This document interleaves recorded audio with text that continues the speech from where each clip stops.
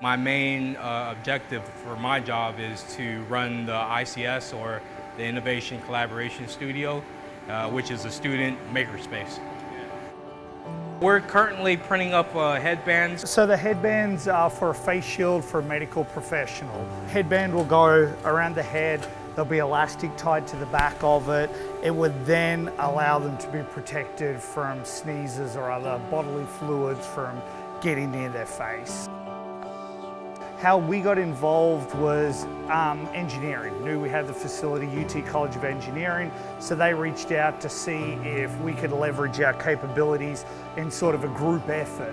And the deadline's 12 p.m. on Tuesday, so not even 48 hours. So, and between the facilities, we're looking at about 1,000. Currently, we have 20 printers, so it's pretty much for every hour and 15 minutes that goes by, I'm cranking out at least one minimum. The bigger guys are a little bit longer because they print more all at once. So we've got, the Fab Lab here, plus we've got, some printers on the main campus, and we have a faculty member who has a printer for his own research, which he's turned over to produce these as well.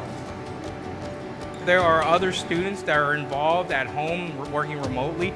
They're actually printing on their own printers. They're on board too, so it's not only just the staff members here at UT and as well as Oak Ridge, but also the students that can't work and now have something to do and help people at the same time. It's one of those things that it is refreshing to see, just even the inter-departments just grabbing on and just doing a team effort. So I think, there was a need and everyone just jumped on board, no questions asked, and just what can we do to help.